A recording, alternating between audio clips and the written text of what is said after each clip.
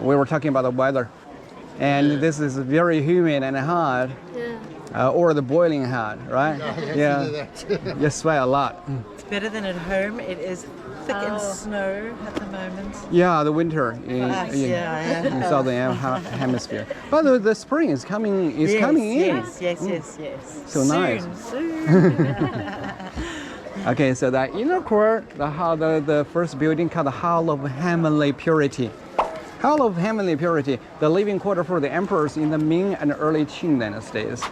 So that's the place where the emperor spent most of their daily lives in that palace.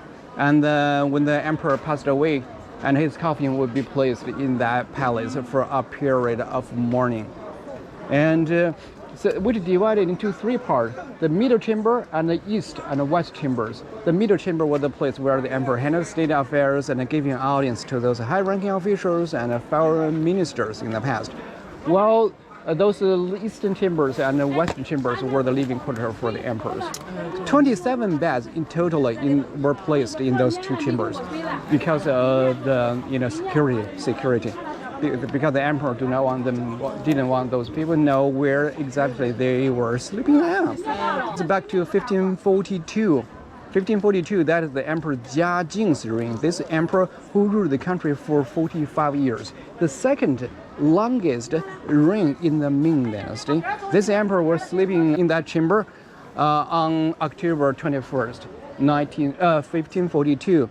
And he was nearly killed by those palace maids. The assassination ever happened in the Forbidden City because that emperor who was very brutal, very cruel, and who obsessed with the longevity pill. And whenever he took those longevity pill, he would become very moody, very erratic, and very unpredictable. Who always punished those palace maids and even had them killed.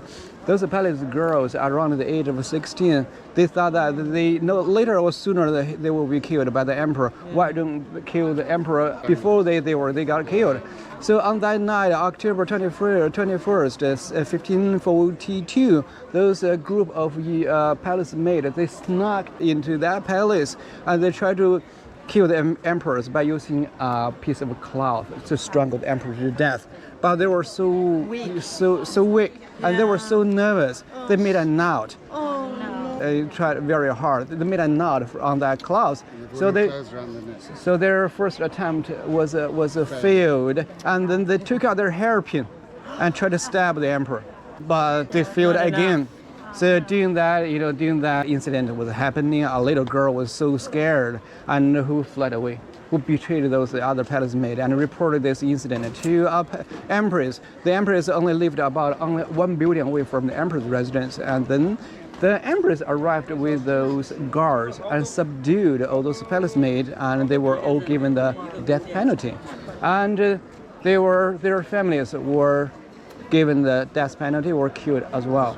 So after that, the emperor put 27 beds in those two chambers. Nobody knows. And the Judas maid, the maid that told on everybody, did they spare her life? No, they all killed. Of course not.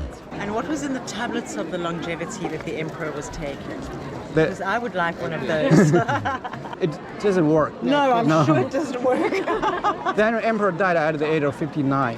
Oh, well, that really didn't work.